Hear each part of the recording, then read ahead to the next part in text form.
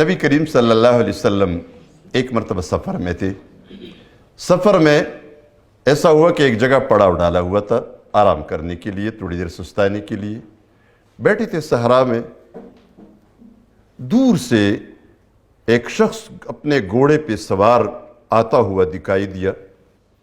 آپ صلی اللہ علیہ وسلم نے اس شخص کو جب دور سے دیکھا تو صحابہ کرام سے فرمایا کہ یہ تمہارے پاس آنا چاہتا ہے، وَإِيَّاكُمْ يُرِيد، یعنی تمہاری تلاش میں ہے، تمہارے پاس آنا چاہتا ہے۔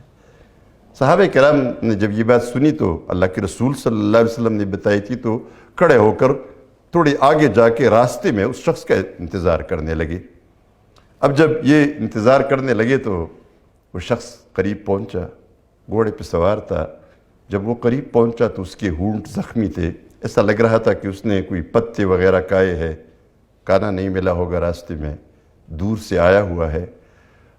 اس نے جب لوگوں کو دیکھا، جانتا نہیں تھا کون ہے، تو اس نے ان سے پوچھا ارید یثرب ارید محمدن، میں یثرب جانا چاہتا ہوں۔ یثرب مدینہ منورہ کا پرانا نام تھا۔ میں یثرب جانا چاہتا ہوں اور میں محمد کے پاس جانا چاہتا ہوں صلی اللہ علیہ وسلم۔ آپ صلی اللہ علیہ وسلم نے جب یہ بات سنی فوراً دوڑ کے خود اس کی تسلی کے لیے، اس میں دیر نہیں لگائی کہ تھوڑے سے سسپنس میں ڈال دے اس کو اور پھر بعد میں بتا دے، نہیں، فوراً اس کی پریشانی کو ختم کیا، وَأَنَا مُحَمَّدٌ، میں محمد ہوں صلی اللہ علیہ وسلم۔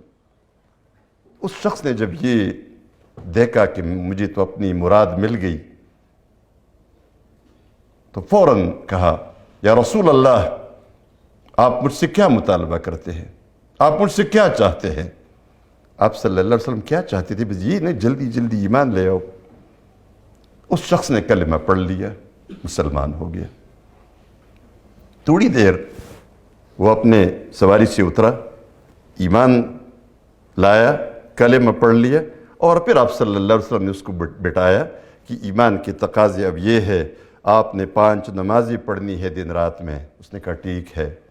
آپ نے رمضان کے روزے رکھنے ہیں۔ اس نے کہا ٹھیک ہے۔ آپ نے زکوٰۃ دینی ہے۔ اس نے کہا ٹھیک ہے۔ یہ جتنی بھی باتیں ضروری تھی یہ بتا دی، مختلف جو شروع میں کسی کو بتائی جا سکتی ہے۔ اس نے کہا بس اتنا؟ ہاں بس ابھی اتنا ہے۔ اور اس شخص نے رخصت لے لی اور چل پڑا، اپنے گھوڑے پہ سوار ہوا۔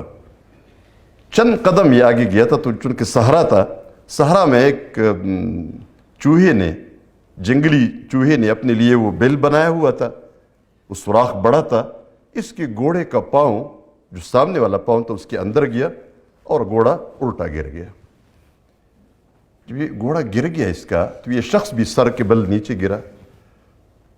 صحابہ کرام نے دیکھا تو جلدی دوڑے، چند قدم آگے گیا تھا، وہ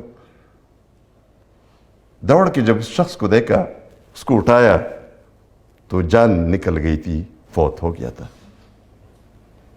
فوراً رسول اللہ صلی اللہ علیہ وسلم کو انہوں نے اطلاع دے دی کہ یہ شخص تو فوت ہو گیا۔ آپ صلی اللہ علیہ وسلم جلدی روانہ ہو گئے، اس شخص کے پاس پہنچے۔ اس شخص کو ایسے دیکھا، فوراً اپنا منہ ایسے کر کے دوسری طرف دیکھنا شروع کیا۔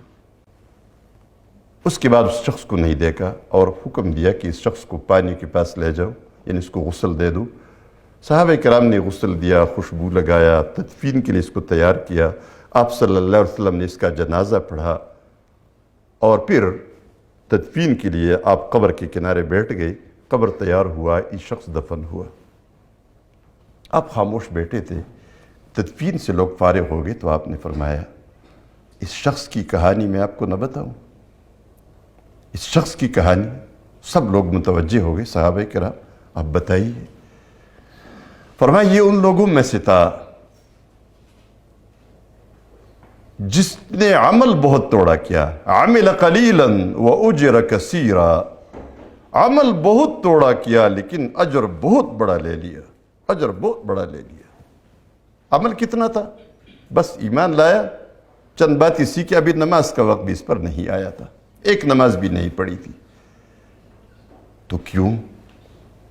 فرمایا یہ وہ شخص ہے جن کے بارے میں اللہ نے فرمایا الذین آمنوا ولم يلبسوا ایمانہم بظلم اولئک لہم الامن وہم مہتدون۔ وہ لوگ جو ایمان لائے اور انہوں نے اپنے ایمان کو ظلم کے ساتھ آلودہ نہیں کیا، یعنی کوئی کفر، کوئی شرک، کوئی گناہ چھوٹا بڑا کچھ نہیں کیا تو ان کے لیے امن ہے، دوزخ کی آگ سے وہ نہیں جائیں گے دوزخ میں، یہ ان لوگوں میں سے تھا۔ اس لیے کہ ایمان لائے ابھی گناہ اس نے کیا ہی نہیں، نیکی بھی نہیں کی، لیکن ایمان کو صاف ستھرا لے کر چلا گیا۔ اسی طرح اپنے ایمان کی صفائی، اپنی ایمان کو پاک رکھنا۔ پھر کسی نے سوال کیا، یا رسول اللہ، آپ صلی اللہ علیہ وسلم نے، آپ نے تو اس شخص کو جب پہلی دفعہ دیکھا تو آپ نے منہ پھیرا اور پھر دیکھا نہیں، یہ کیوں؟ فرمانے لگے کہ یہ ایسا ہوا کہ یہ شخص جب سفر میں تھا تو اس کو بہت بھوک لگی تھی، کھانا نہیں ملا تھا، بہت دیر سے اس کے پاس کھانے کو کچھ نہیں تھا۔ اب جب یہ فوت ہو گیا تو ایک روایت میں یہ بات آئی ہے کہ جنت سے فرشتے کھانا لے کر پہنچے تھے اور اس کی منہ میں کھانا دے رہے تھے، یہ کھانا کھا رہا تھا۔